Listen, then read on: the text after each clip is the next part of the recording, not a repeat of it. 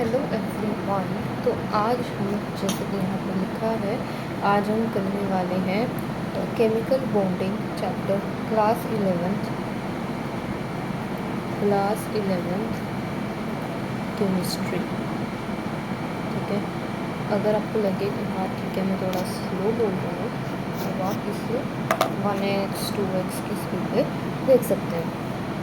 कोशिश करूँगी कि मैं थोड़ा सा फास्ट ही बोलूँ। ठीक है, तो शुरू करें विद द चैप्टर।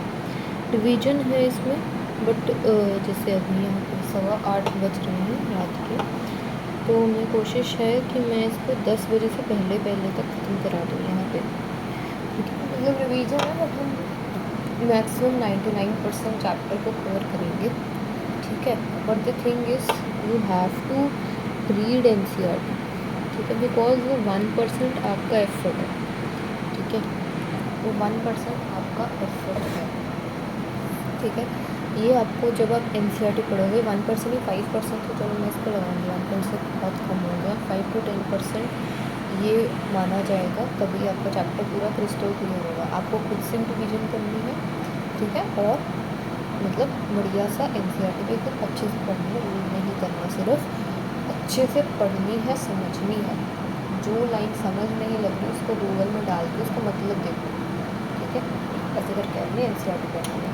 ठीक है, चलो अभी हम चैप्टर से स्टार्ट करते हैं। तो सबसे पहले आता है कि व्हाट इज़ केमिकल बॉन्ड। ठीक है, सबसे पहले आता है कि केमिकल बॉन्ड क्या होता है। चैप्टर का नाम है केमिकल बॉन्डिंग। तो असल में केमिकल बॉन्ड होता क्या है, एक फोर्स होती है अट्रैक्शन। ठीक है, अट्रैक्शन की फोर्स होती है। अब क्या करती है ये अट्रैक्शन फोर्स, ये ऐसे जो दो एटम्स हैं ना, उनके बीच में फोर्स लगती है और इन दोनों एटम्स को ना एक साथ बाइंड करके रखती है। ठीक है, किसी कंपाउंड में या किसी मॉलिक्यूल में, वो हो जाता है केमिकल बॉन्ड। ठीक है, फिर उसके बाद में केमिकल बॉन्ड बहुत सारे तरह के होते हैं, covalent bond, ionic bond, coordinate bond और मेटेलिक बॉन्डिंग होती है, वॉन डर वाल्स फोर्सेस ऑफ अट्रैक्शन होता है। ठीक है, तो ये सारे बॉन्ड्स होते हैं। सबसे पहले तो अब हमें इसमें पढ़ना है कि what is the reason for formation of bond. ठीक है, what is the reason for the formation of bond. तो इसमें ना वैसे थोड़ा थ्योरी पोर्शन है, NCERT रीड करके भी समझ लग जाए, तो थोड़ा सा मैं ओवरव्यू दे देती हूँ। जैसे कि सबसे पहला फर्स्ट आता है कैसल अप्रोच। ठीक है, ये क्या है, इसमें क्या होता है कि ये एक मेथड है कि कैसे, मतलब रीज़न समझा रहे हैं इसके इसमें कि कैसे बॉन्ड का फॉर्मेशन कैसे होता है। तो इसमें क्या होता है कि अगर हमने ना stable noble gas configuration attain करनी है, तो जैसे फर्स्ट पीरियड के एलिमेंट्स हैं, ये कंप्लीट द डुप्लेट। ठीक है, क्योंकि उनको चाहिए होते हैं 2 electron in the valence shell. First period elements periodicity पढ़ लिया होगा। ठीक है, so they have to complete their duplet. अब जो सेकेंड पीरियड एलिमेंट्स हैं, they generally complete their octet. मैंने क्या कहा कि जो फर्स्ट पीरियड एलिमेंट्स होते हैं ना, वो अपना डुप्लेट कंप्लीट करते हैं। जो सेकेंड पीरियड एलिमेंट्स होते हैं, आपने पढ़ा होगा शायद कि ये अपना ऑक्टेट कंप्लीट करते हैं, उसके आगे नहीं जाते।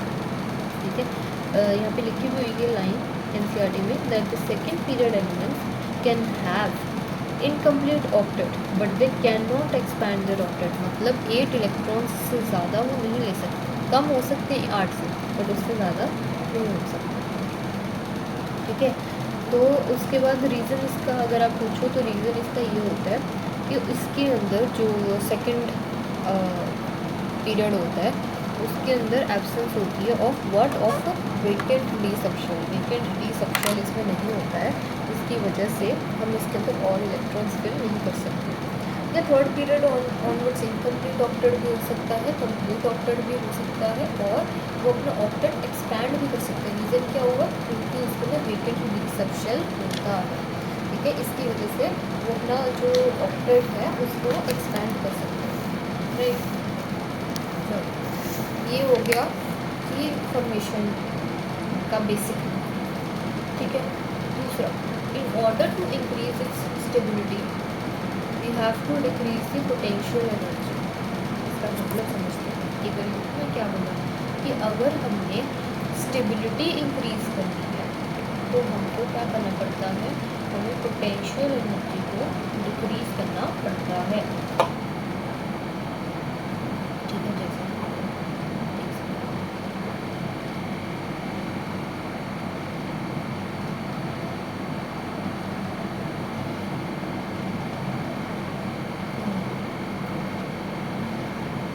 अब इसमें हम एक चार्ट बनाते हैं अपनी जगह का।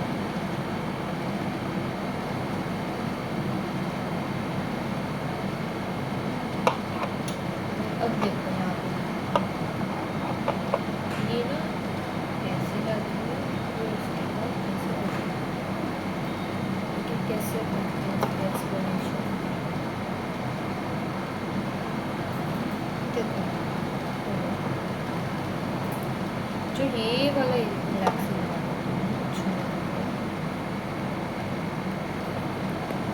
हाँ जी, तो जो ये वाला एरिया, इतना जो एरिया है ना इस लाइन का बता रही हूँ मैं कि ये जो एरिया है, ठीक है। तो ये क्या होता है, इसके अंदर बेसिकली दिखाया क्या है, तो मैं ग्राफ एक्सप्लेन कर देती हूँ। है क्या कि यहाँ पे अपने एक्स एक्सिस, यहाँ पे वाई एक्सिस, ठीक है, यहाँ पे पॉजिटिव है, पॉजिटिव और यहाँ पे क्या नेगेटिव है, यहाँ पे क्या, ये क्या होगा, यहाँ पे क्या नेगेटिव, क्या क्यू, नेगेटिव क्या है, क्यू है। होता क्या है, ये ग्राफ शो करता है कि स्टार्टिंग में जो रिपल्शन फोर्सेस होती है ना, रिपल्शन फोर्सेस वो होती है डोमिनेटिंग, ठीक है, रिपल्शन फोर्सेस डोमिनेटिंग होती है। फिर बाकी के टाइम पे अट्रैक्शन फोर्सेस जो होती हैं वो डोमिनेटिंग होती है, ठीक है। तो एक जो बॉन्ड फॉर्मेशन होती है ऐसे केस में, जो बॉन्ड फॉर्मेशन होती है वो कैसी होती है, वो एक्सोथर्मिक होती है, वो एक्सोथर्मिक होती है। जैसे एग्जाम्पल हमारे पास H गैस है और एक और H गैस है, ये कंबाइन करके बना रहे हैं H2 गैस, ठीक है। और साथ में हाँ जी, और साथ में ये क्यों जाओ हीट भी रिलीज करेंगे। अब हीट रिलीज की तो क्या बनाइए, एक्सोथर्मिक, ठीक है। अब एक और दो तीन चीज़ें मैं बताना चाहूँगी कि अगर बॉन्ड की फॉर्मेशन, जैसे यहाँ पे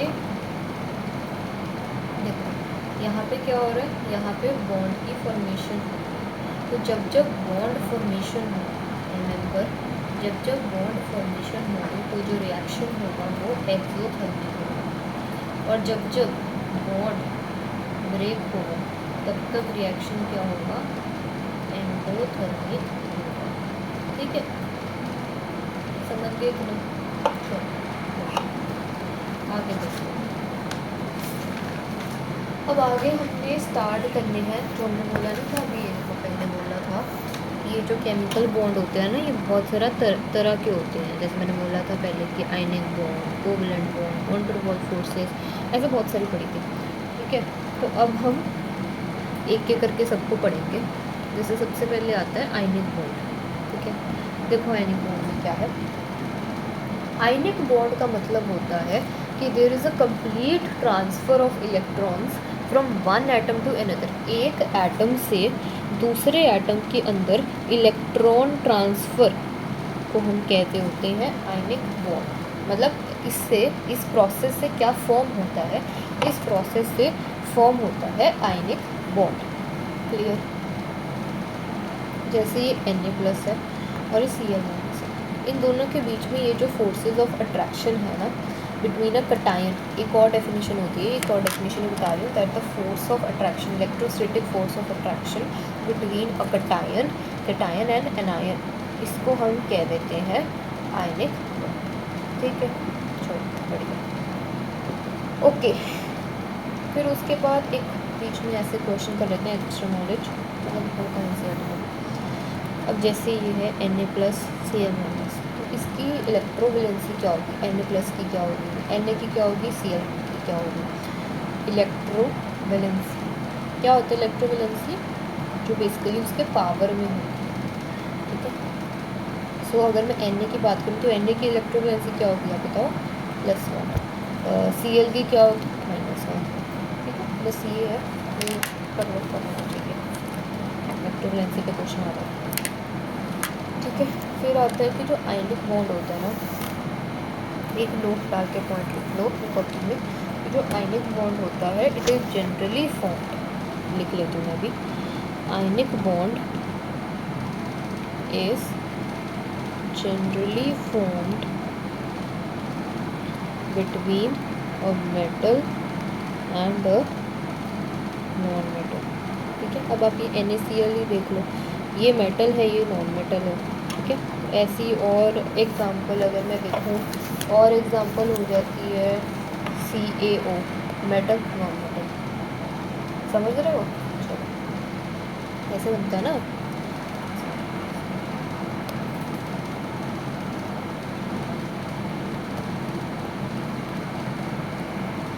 है ना, क्लियर, ऐसे बनता है। तो ये भी क्या हुआ, आयनिक बॉन्ड हुआ, ठीक है। मैंने ये नहीं कहा कि हमेशा हमेशा वाली चीज़ हिस्ट्री में होती है, बट जनरली जो आयनिक बॉन्ड होता है वो मेटल और नॉन मेटल के फॉर्मेशन से बनता है।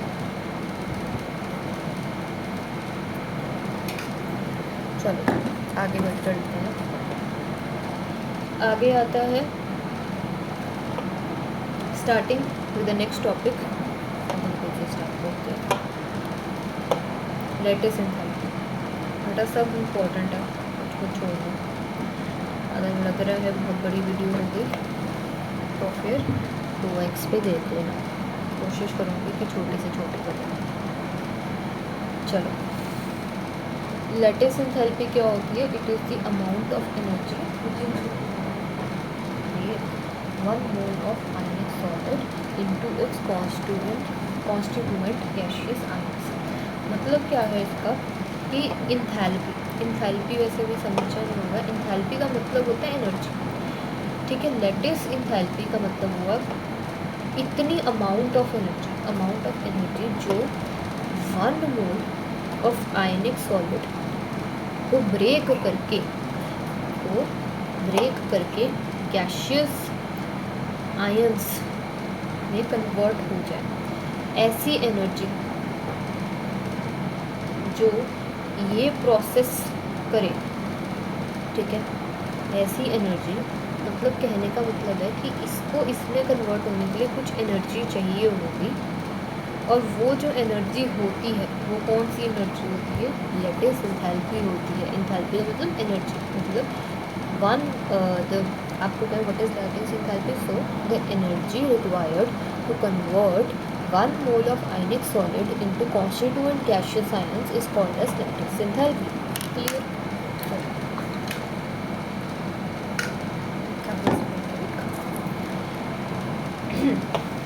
एक सपोज करो मेरे पास यहाँ पे NaCl है, मैंने इसके अंदर ये क्या है, ये हीट अब्जॉर्ब हुई ना, और ये Na+ और Cl- में होता है। पहले मुझे बताओ रिएक्शन एंडोथर्मिक है या एक्सोथर्मिक है? जो NaCl है वो टूटा, बॉन्ड ब्रेक हुआ, ठीक है, तो ये एंडोथर्मिक है। वैसे तो यहाँ पे ये बहुत बड़ा हिंट दिया हुआ है, हीट अब्जॉर्ब हो रही है तो एंडो ही हुआ, ठीक है।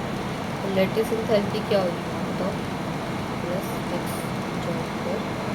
ठीक है। अब जैसे Na+ + Cl-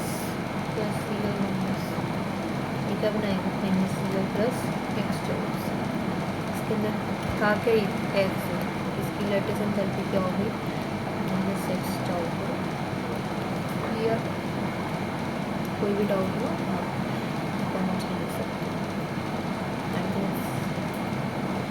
video is quite good, ठीक है। चलो, अब जो लेटेस्ट एंथैल्पी है that is directly proportional to the charge of ions and it is inversely proportional to size. ये आपको याद करना है, इसमें कुछ ऐसा इतना है कि चार्ज ऑफ आयंस को आपने देनी है मोर प्रेफरेंस, ठीक है। सबसे पहले कहने का मतलब है सबसे पहले आपने चार्ज देखना है, आपको से क्वेश्चन आएगा तो आप उससे चार्ज दो। एग्जांपल लेते हैं NaCl MgCl2 AlCl3। बताओ इसकी लेटिस एंथैल्पी, मतलब क्या ऑर्डर होगा लेटिस एंथैल्पी का, ये पूछा। मैंने कहा था कि सबसे पहले आपने चार्ज देखना। आप अगर ध्यान से देखो तो इधर तो यही चार्ज रहेगा, है ना, बट हमारे ये चार्ज बदल जाएंगे, ये प्लस है, ये 2+ है और ये 3+ है। सो जो लेटिस एंथैल्पी है वो चार्ज के साथ इंक्रीज होती है। तो मैं ये लिख सकती हूँ कि इसका चार्ज सबसे कम है, फिर इसका उससे ज़्यादा और फिर इसका सबसे ज़्यादा। ठीक है, इजी था वो क्वेश्चन। तो एक और क्वेश्चन देखिए, फिर आप इसको करने की कोशिश करें।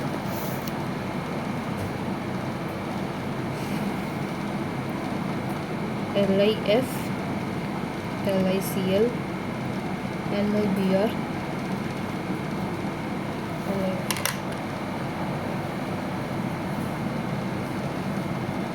बताओ 10 सेकंड।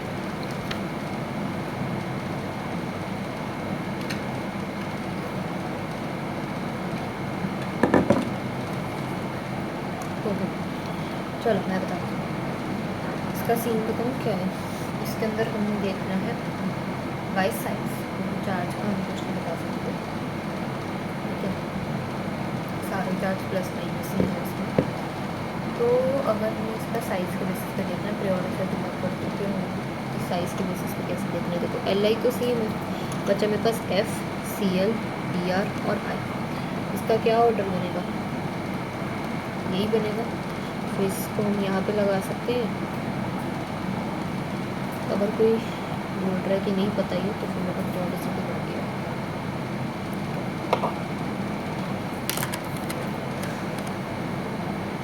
ओके,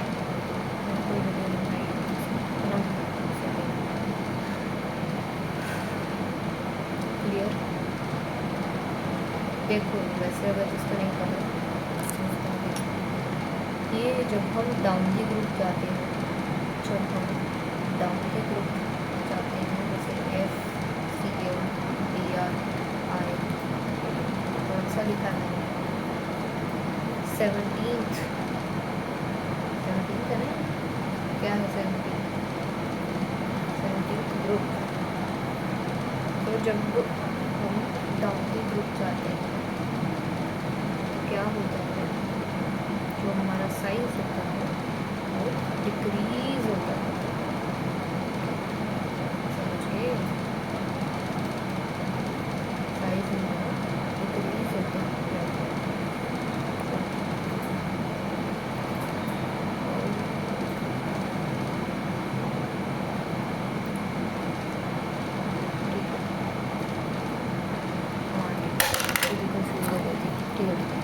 ऐसे इंक्रीज होता है और ऐसे डिक्रीज होता है। मैं इसे कंफर्म कर रहा हूँ। इसकी बात चलो ये अगर इसमें मैंने कोई गलती की है ना, चलो अब आता है favourable conditions for formation of final product.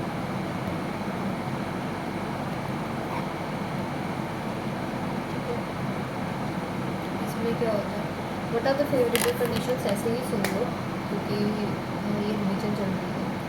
तो फेवरेबल कंडीशंस में क्या होता है कि सबसे पहले जो आयोनाइजेशन एंथैल्पी है हमने पढ़ी थी स्ट्रक्चर ऑफ एटम में।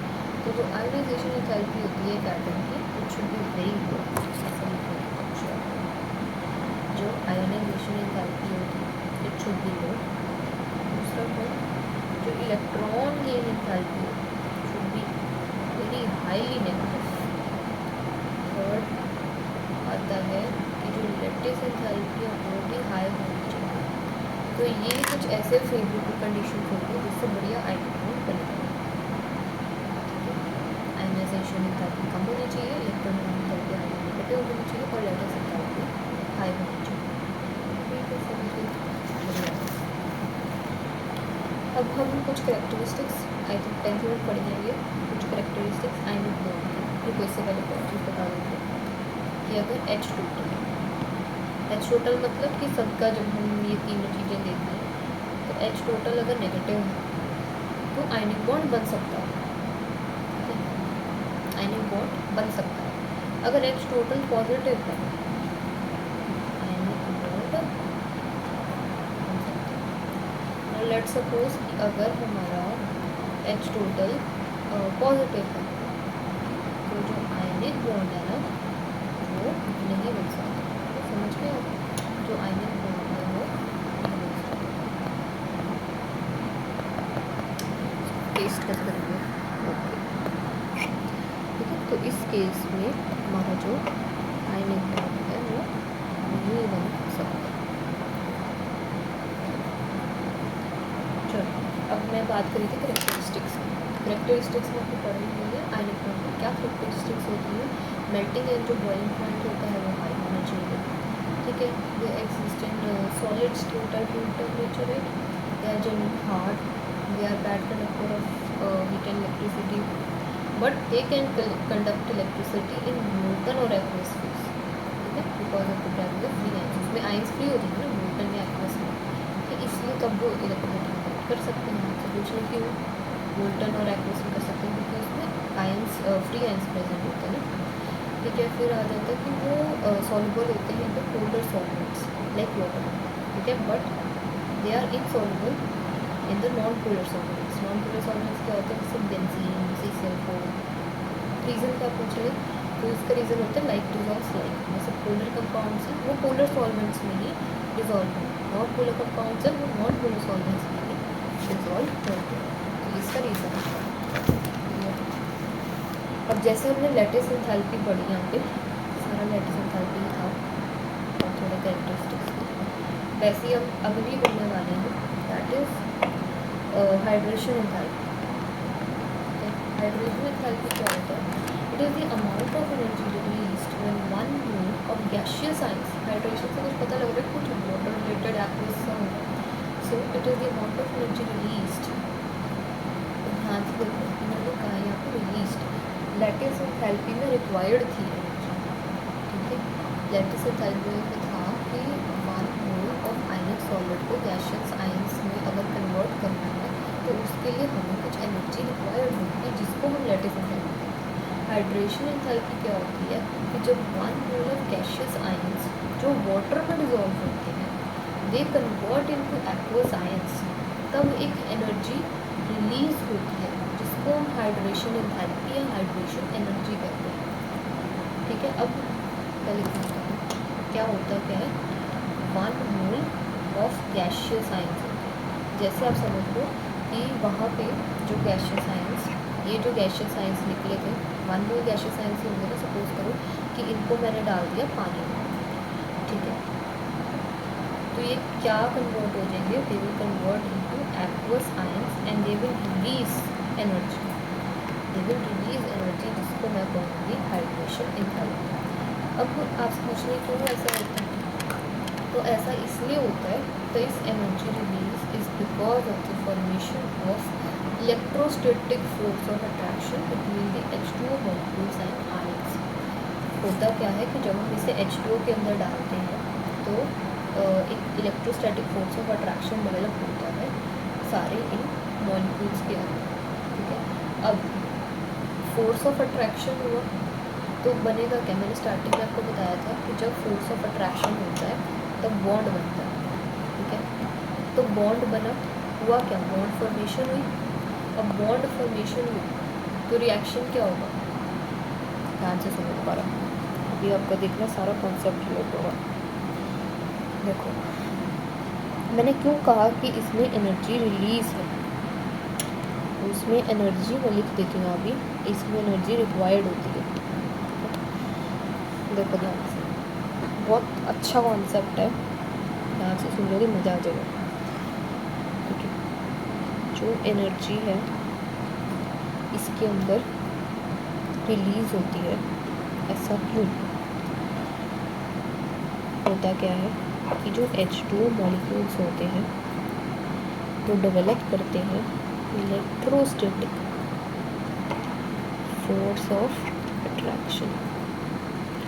तो इसकी वजह से होता क्या है, इसकी वजह से फोर्स ऑफ अट्रैक्शन का मतलब क्या होता है, बॉन्ड, ठीक है। और इससे क्या हुई, बॉन्ड फॉर्मेशन। और अभी मैंने आपको पहले लिखाया था कि जो बॉन्ड फॉर्मेशन होती है वो क्या होती है, वो एक्सोथर्मिक होती है। तो लिखाया था ना कि bond formation is exothermic and bond breaking is endothermic. ये यहाँ पे लिखाया था मैंने आपको, ठीक है। तो जो बॉन्ड फॉर्मेशन होती है वो होती है एक्सोथर्मिक। एक्सोथर्मिक का क्या मतलब होता है कि हीट रिलीज, इसलिए एनर्जी रिलीज, समझे। छोड़, एक वो कर लेते हैं रुको।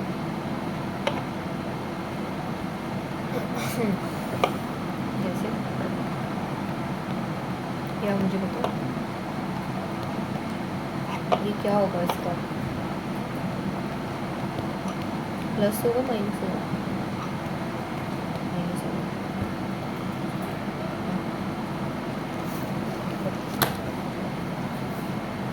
ओके गुड, समझ लग रहा बढ़िया। तो आगे देखते हैं, आगे आती है सॉल्युबिलिटी।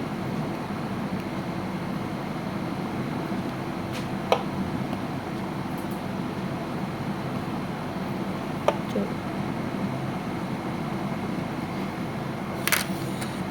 5 मिनट का ब्रेक लेते जाना बीच में।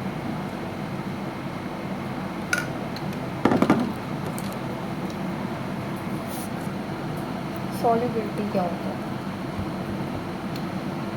सॉल्युबिलिटी किसी चीज़ का सॉल्युबल, किसी चीज़ का मिक्सर कह सकते हैं।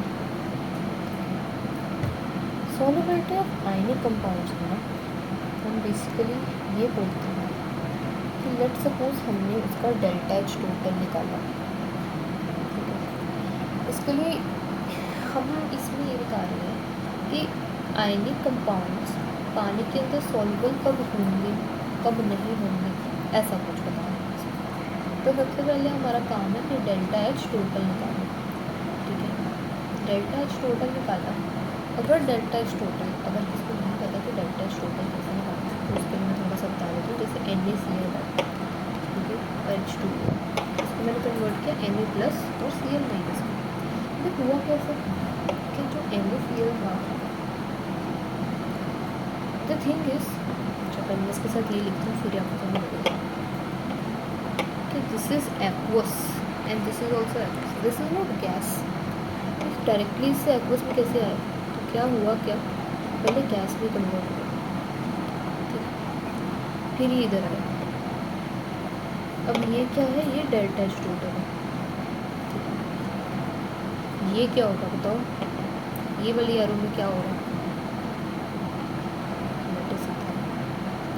इधर क्या हो रहा है, हाइड्रेशन है, बट ऑफ Na भी हो रही है एंड ऑफ Cl ऑल्सो, ठीक है। तो आपके अकॉर्डिंगली डेल्टा एच टोटल क्या बनेगा, ऐसे लिख सकते हो, है ना, समझ गए ना।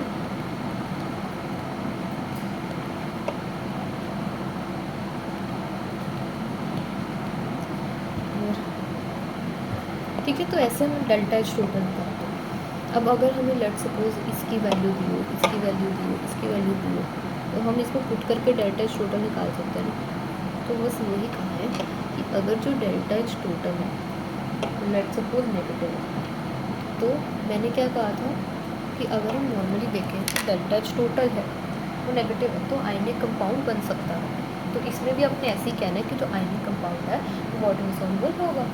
अगर डेल्टा एच टोटल जो है वो स्लाइटली पॉजिटिव है तो आयनिक कंपाउंड थोड़ा थोड़ा सॉल्युबल हो जाएगा, है ना। और अगर डेल्टा एच टोटल बहुत ज़्यादा पॉजिटिव है, मैंने क्या कहा था, जब डेल्टा एच टोटल पॉजिटिव होता है तब जनरली आयनिक कंपाउंड बनता ही नहीं है। तो हमने इसमें भी क्या कह रहे हैं कि जो आयनिक कंपाउंड है इनसॉल्युबल है वाटर में, बस खत्म बात, समझे। बढ़िया जैसा लग गया ना। आगे देखते हैं। अब हम बात करते हैं covalent character in ionic bond. Regarding the covalent character in ionic bond, इसके अंदर हम पहली चीज़ करते हैं that is the polarising power of a cation. ठीक है, तो होता क्या है लिखते हैं चलो।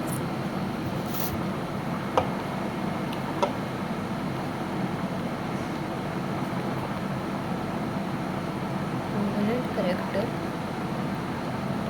इन आयनिक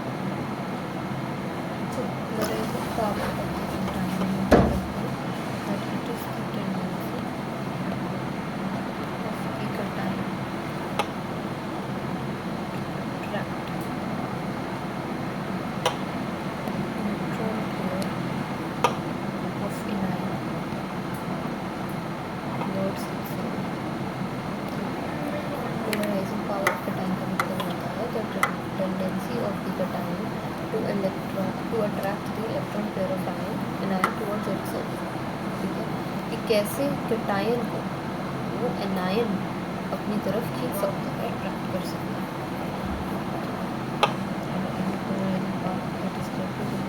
चार्ज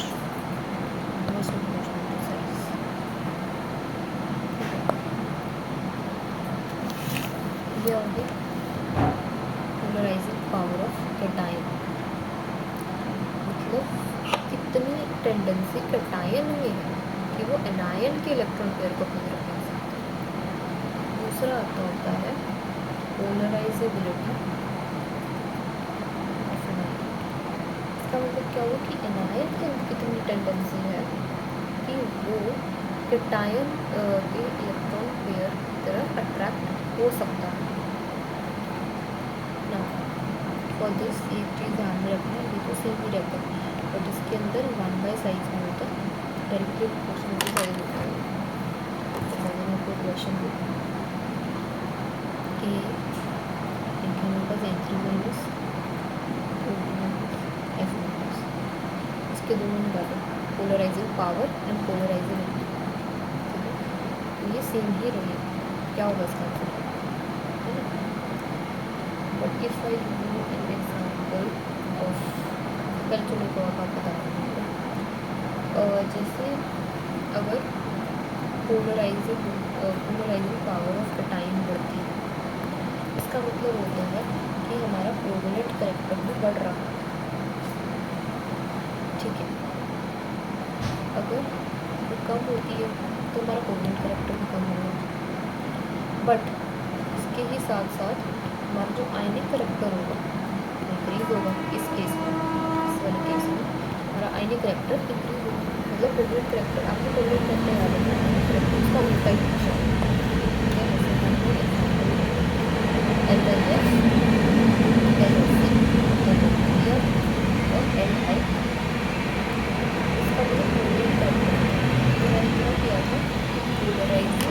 पावर ऑफ कैटायन। तो मुझे इसमें चार्ज ही देखूँगा, बात आती है साइज, ठीक है, बात आती है साइज। वैसे ये same with the polarisability of anion को रहता है। ठीक है, आपने देखना कि इसमें अलग क्या है, इसमें ये वाला अलग है, अब ये वाला अलग है। ठीक है, अब आपने देखना कि क्या ये कैटायन है या ये अनायन। ठीक है, अगर कैटायन है तो कैटायन की प्रॉपर्टी लगेगी, अनायन है तो अनायन की प्रॉपर्टी लगेगी। ठीक है, तो अगर आप इसके बेसिस पे देखो तो एफ तो एफ दिया है, सी एल दिया है, दिया है और आइडिया। तो पता लग रहा है कि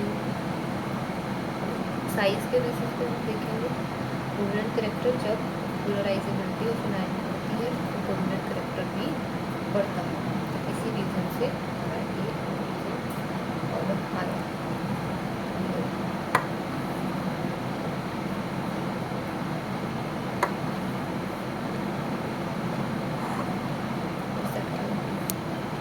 हम साइज पता करेंगे।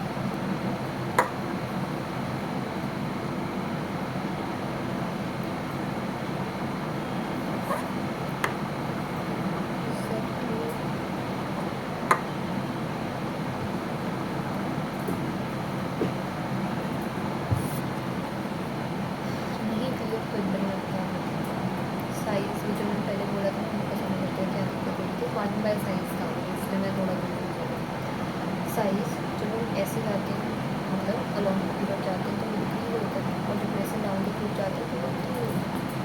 ठीक है, अब हमने बात की अब ये क्या एफ सी क्लियर और आई डायरेक्टली प्रोपोर्शनल है।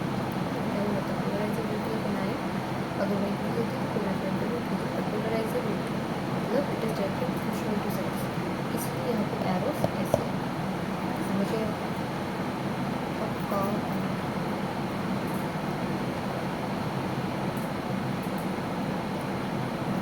लाइन्स में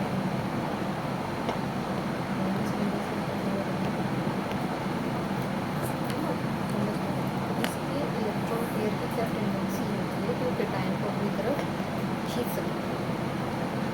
कोवलेंट करेक्टर को इसके अकॉर्डिंग इस पर आ सकते हैं। यहाँ से हमारा आयनिक बॉन्ड खत्म होता है। अब हम आते हैं कोवलेंट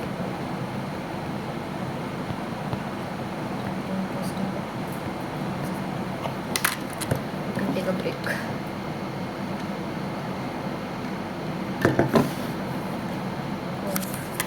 ब्रेक के बाद स्वागत है सभी का। चलो करते हैं। देखो कोवलेंट करेक्टर क्या होता है, आयनिक बॉन्ड में किया है कि इलेक्ट्रॉन ट्रांसफर के बारे में इसके अंदर इलेक्ट्रॉन शेयर होते हैं मतलब sharing of electrons between two atoms, उसको हम कहेंगे कोवलेंट बॉन्ड। नाउ अब जो कोवलेंट बॉन्ड होता है it is mostly form between the non-metal और नॉन-मेटल। आयनिक में क्या किया था तो मेटल और नॉन-मेटल में मोस्टली बनता है। कोवलेंट में होता है कि वो मोस्टली नॉन-मेटल एंड नॉन-मेटल के बीच में बनता है।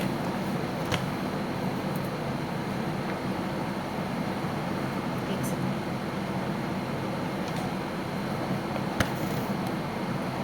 ठीक है।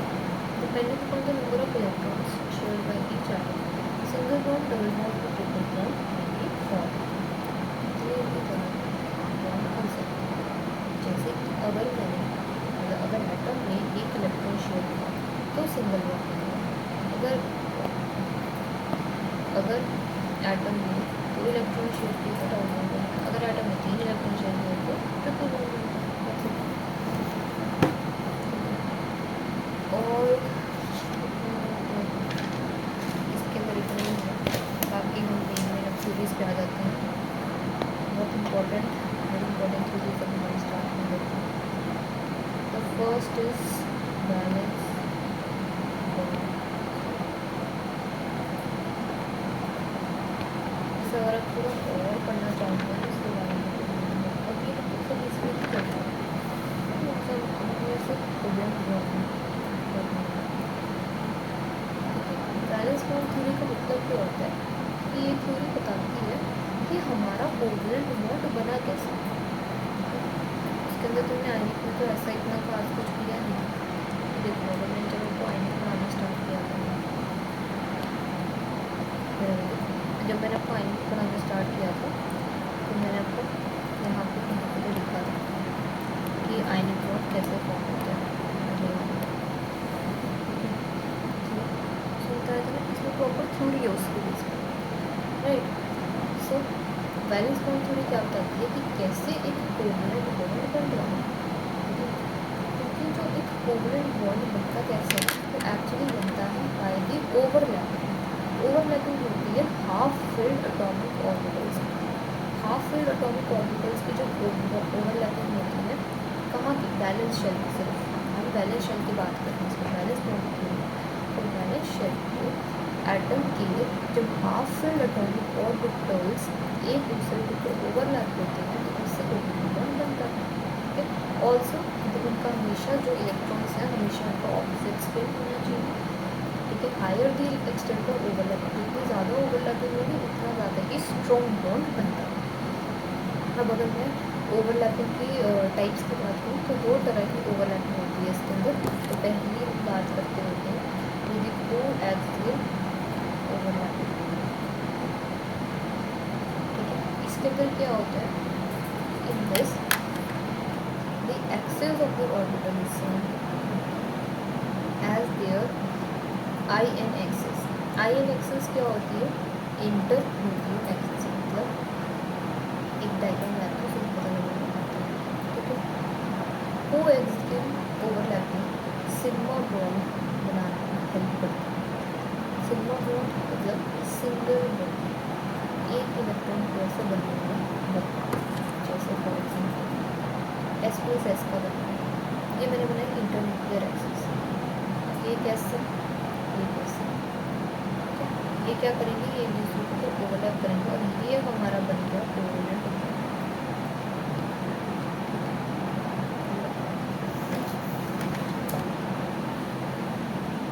अब अगर देखो ये एस है और ये मैंने सपोज लिया पी एक्स और यहाँ पे इंटरन्यूक्लियर एक्सिस भी एक्स एक्सिस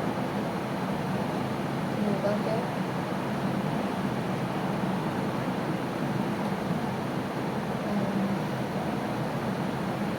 सॉरी, अगर ये ऑपोजिट रहेगा ना एक्सिस, क्या ये हम कर सकते हैं इसको ऐसे करके? ये बनेगा नहीं कुछ। अगर एक्स एक्सिस है और ये ऐसे दिया, अब जैसे मैं लेट सपोज कि मेरे को एक्सिस सेम दी है, यहाँ पे सपोज करो एक्स एक्सिस है, यहाँ पे भी पी एक्स, तो ऐसे हो गया पी एक्स एक्सिस तो क्या होगा?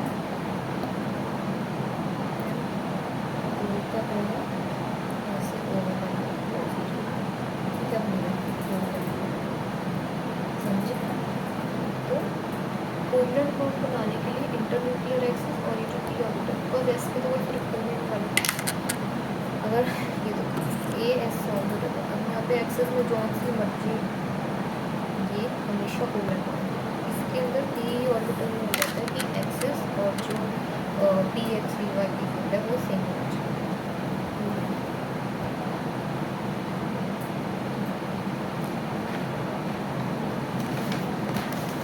आगे हाँ, अब हम इसकी स्ट्रेंथ के बारे में पढ़ सकते हैं। जैसे एक और से p x P y, let's suppose p x और पी वाई इंटरन्यूक्लियर एक्सिस मैंने एक्स एक्सिस, पी एक्स ऐसे हो गया, पी वाई ऐसे हो गया। क्या ये बॉन्ड बनाएंगे? हाँ, बट लेट सपोज अब जैसे सपोज मैंने वाई एक्सिस, ये एक्सिस से वाई एक्सिस लेते हैं कुछ भी हो सकता है। मैंने यहाँ पे पी वाई लिया और दूसरा भी पी वाई लिया, क्या ये बॉन्ड बनाएगा? यस, ये बनेगा कोवलेंट बॉन्ड बनाएगा। तो इससे हमें चीज़ पता लगती है कि bond will be always found in similar type of P orbital, जैसे P x P x, P Y P Y and P Z P Z. अब लेट सपोज आप देखो यहाँ पे सपोज करो मैंने एक्स एक्सिस ली और मेरे पास पी वाई ये ऐसे बना, but still it will form a bond like this, ऐसे बॉन्ड फॉर्म करेंगे।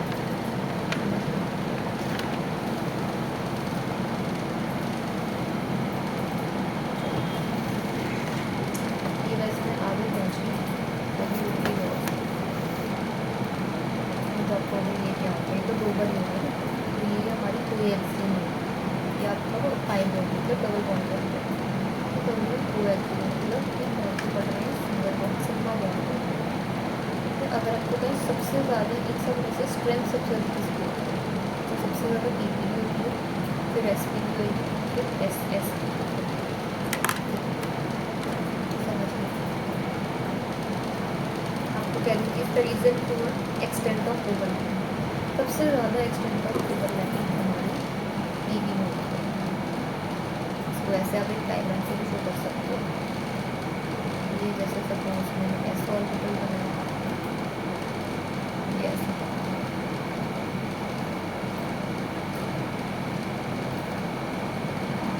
एस ऑर्बिटल ऐसे बनाया,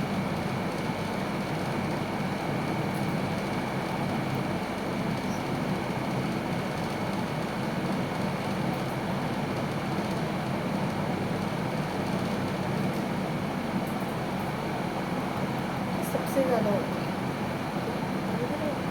कम नहीं उससे थोड़ी सी ज़्यादा होगी, सबसे ज़्यादा होगी पी वाली, फिर S P S P S S. तो इसका रीज़न हमेशा यही रहता है एक्सटेंट ऑफ ओवरलैपिंग। फिर इसके अंदर हम आगे पढ़ते होते हैं कोलेटरल ओवरलैप। कोलेटरल मतलब दो जो भी मैंने आपको बना के दिखाई थी, एक ऐसे है एक ऐसे है, तो ये ऐसे बहुत लंबा बना है। तो इस टाइप की ओवरलैपिंग को हम कहते होते हैं पाई बॉन्ड ओवरलैप। ठीक है, pi bond is weaker as compare to sigma bond. बहुत छोटा छोटा होता है, तो मैंने बना दिया, एक्चुअली में इसको एकदम सही तरीके से बनाना ऐसे होती है, तो ये ऐसे बनता है। तो ये बहुत वीकर सी होती है ओवरलैपिंग, तो बहुत ज़्यादा वीक ओवरलैपिंग होती है।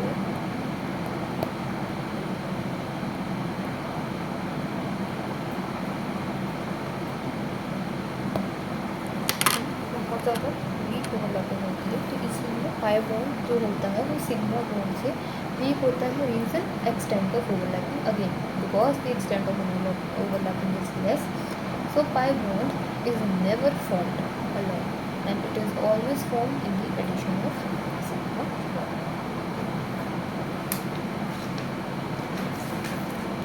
हाँ जी, अब आपसे पूछ रहे हैं ईपर सबसे ज़्यादा स्ट्रॉन्ग है, ईपर सबसे ज़्यादा स्ट्रॉन्ग होता है ईपर।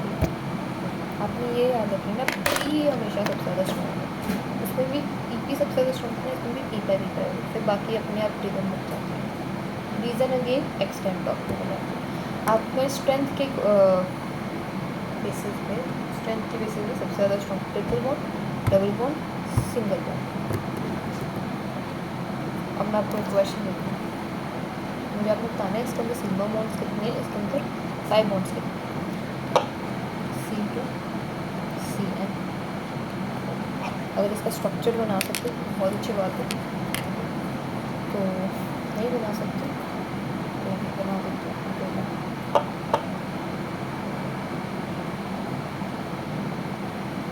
देखो कैसे बनाएंगे, कितने सी हैं हमारे पास, 4 सी हैं इधर, और फिर यहाँ 2 सी है ना, ठीक है ना। तो एक दो को मैंने ऐसे ज्वाइन कर लिया और इसके आसपास मैंने 4 सी ऐसे लगा दिए, राइट। हमारे पास 4 ही एन है, तो एन हमेशा ट्रिपल बॉन्ड से जुड़ता है। अब मुझे इसमें आपने बताना है कि इसके अंदर मेरे पास सिग्मा बॉन्ड कितने हैं और पाई बॉन्ड, सिग्मा बॉन्ड मतलब सिंगल बॉन्ड, पाई बॉन्ड मतलब हाँ पाई बॉन्ड मतलब डबल बॉन्ड। बताओ 10 सेकंड।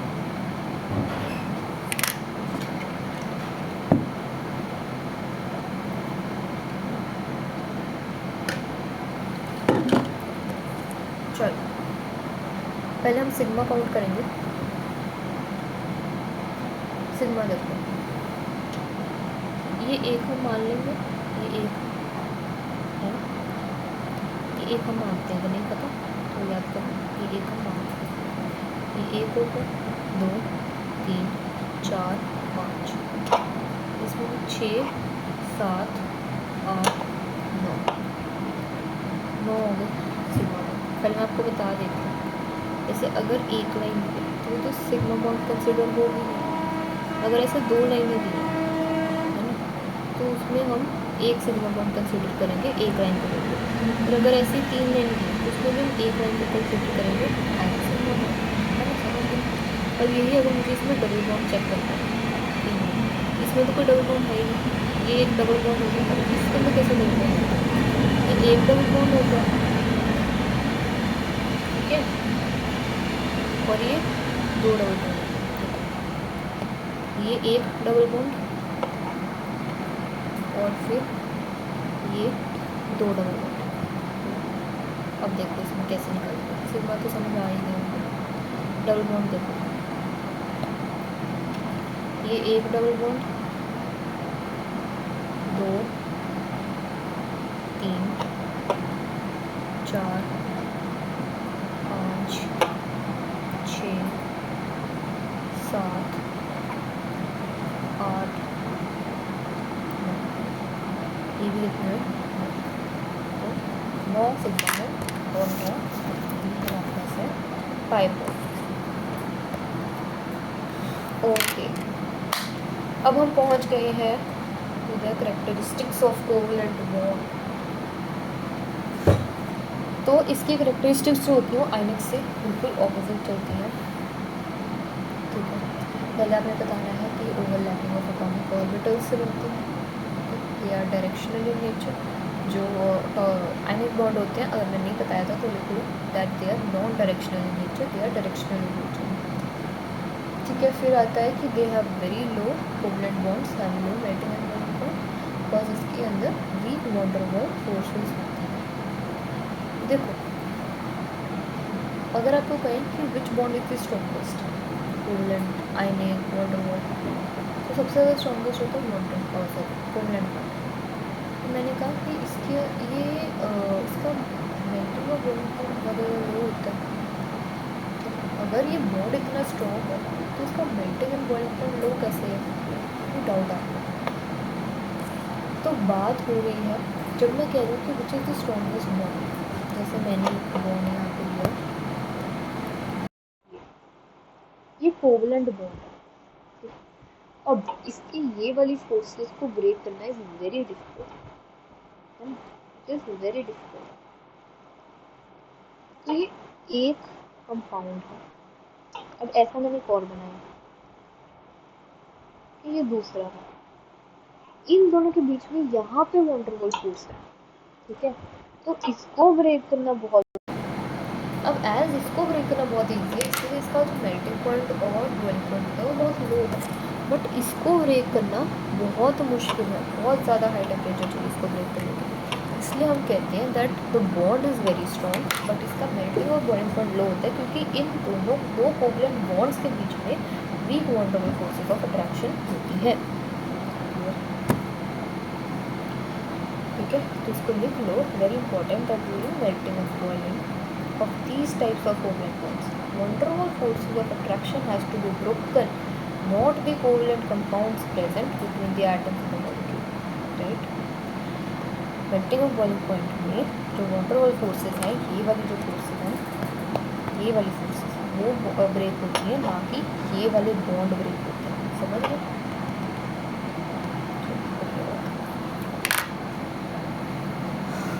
अब कुछ एक्सेप्शन आपको पता ही होंगे कि जो डायमंड हो गया, ग्रेफाइट हो गया, ये सब के हाई मेल्टिंग और बॉइलिंग पॉइंट होते हैं, ठीक है। क्यों? Because they are 3 dimensional covalent bonded solids, so that's it. अभी इंटरेस्टिंग पार्ट इसका जल्दी स्टार्ट होने वाला है, फटाफट होएगा मेरे पास। ये भी कॉन्सेप्चुअल चीज़ में है, इनको नहीं करोगे ना अच्छे से तो फिर आगे का भी नहीं होगा। 1 घंटा होने वाला है, कितना होगा, 54 52 55 मिनट्स हो गए हैं, बस होने वाले, ये हो गए 55 मिनट्स। चलो। हाँ जी, अब हम आगे देखें तो हाँ, अब आपको कह दें कि क्यों ये एक्सेप्शंस हैं डायमंड ग्रेफाइट, तो अब इसमें मतलब बता दूँ बस कि ये जो कंपाउंड्स होते हैं ना, इनके अंदर ना वॉन्डरेबल फोर्सेस ऑफ अट्रैक्शन होती ही नहीं। आपको याद होगा आपने 10th में ना डायग्राम बनाया था ऐसे, शायद हमको भी इतने अच्छे से याद नहीं, शायद ऐसे करके बनता होता था डायमंड का, कुछ ऐसा सा बनता होता था। तो इसके बीच में ना वॉन्डरेबल फोर्सेस नहीं, वैसे ही ना हम उसका बनाते थे ग्रेफाइट का, जितना मुझे याद आ रहा है ऐसे शायद बनता होता था ग्रेफाइट का।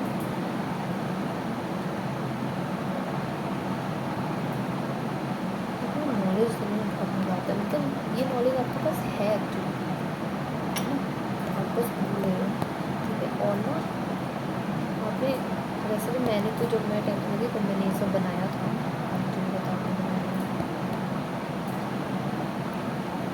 जो है ना, राइट। तो व्हाट वाज द सीन कि ऐसे ना हम ग्रेफाइट बनाते हैं और इनको ना ऐसे ऐसे करके हम जोड़ते हैं, और लगता था कि शायद इनमें भी वॉन्डरेबल फोर्सेस ऑफ अट्रैक्शन होती है, बट इसके अंदर ना वॉन्डरेबल फोर्सेस ऑफ अट्रैक्शन है ही नहीं, ठीक है। कि हम ग्रेफाइट का बनाते होते हैं test, so they have only strong covalent bonds among different atoms. इनके अंदर भी ये डिफरेंट एटम्स हैं, इनके अंदर दो के अंदर स्ट्रॉन्ग कोवलेंट बॉन्ड्स हैं। Then in order to change this state we have to break their strong covalent bond. मैंने क्या कहा था, कोवलेंट बॉन्ड को ब्रेक करना बहुत मुश्किल है क्योंकि वो स्ट्रॉन्गेस्ट बॉन्ड है। अब इनमें क्या है कि इनके अलग अलग एटम्स में ही कोवलेंट बॉन्ड पड़े हैं, तो अगर हमने इसको मतलब इसका जो स्टेट चेंज करना है, मतलब मेल्टिंग पॉइंट का अकॉर्डिंग से करना है, बेसिकली यही हो गया कि स्टेट चेंज करना है, तो फिर हमें इसका स्ट्रॉन्ग कोवलेंट बॉन्ड ब्रेक करना पड़ेगा, जो है ही बहुत मुश्किल क्योंकि covalent bond is strongest bond, ठीक है। सो इसीलिए क्या होता है कि ये जो डायमंड हो गया, ग्रेफाइट हो गया, ये बहुत ज़्यादा मतलब इनके पास बहुत हाई मेल्टिंग पॉइंट होता है, so that's why they are the exceptions. फिर एक और हमने किया था covalent bonds they are generally non polar in nature, मतलब they are soluble in non-polar solvents, but they are insoluble or very less soluble in polar solvents like water. Non-polar solvents क्या होते हैं, बेंजीन, CCl4, CS2, मैं लिख देती हूँ। अगर polar solvent क्या है, वाटर। नॉन-पोलर सॉल्वेंट क्या है, बेंजीन, CCl4, आगे अगर मैं देखूँ जो कोवलेंट बॉन्ड्स होते हैं they are the bad conductor of electricity because of the absence of free electrons या फ्री आयंस, ठीक है। बट इसमें एक्सेप्शन आती है कि ग्रेफाइट के अंदर जो they can conduct electricity because they have free ion. ये देखो यहाँ पे ना मैंने बनाया था जो डायग्राम, इसमें ज़रा ध्यान से देखो, मैंने ना इसको ऐसे शो किया, इसको लाइनों में शो किया, मतलब इसमें कुछ आयंस होते हैं जो डबल मतलब जो पाई इलेक्ट्रॉन्स होते हैं ना हमारे बेसिकली वो फ्री पड़े होते हैं, जिसकी वजह से इलेक्ट्रिसिटी कंडक्ट कर सकता है। आयनिक में आपको याद होगा आपको पढ़ाया था, मैंने उसमें कहा था कि वो मोल्टन स्टेट और एक्वस स्टेट के अंदर इलेक्ट्रिसिटी कंडक्ट कर सकते हैं क्योंकि उन्हीं स्टेट्स में आयंस फ्री पड़े हैं, या बाकी स्टेट में वो भी नहीं कंडक्ट कर सकते, बट हम यही कहते थे कि हम कंडक्ट कर सकते हैं या नहीं कर सकते। अब एक्वस स्टेट में कंडक्ट कर सकते हैं और कोवलेंट फोर्स से बिल्कुल भी नहीं कर सकते, इसमें एक्सेप्शन होती है, ठीक है जी। यहाँ पे हमारा सबसे ज़्यादा इम्पोर्टेंट टॉपिक और मतलब जो आपको बहुत ज़्यादा बेनिफिट देने वाला है फ्यूचर, ऐसा टॉपिक ये है लुईस डॉट स्ट्रक्चर।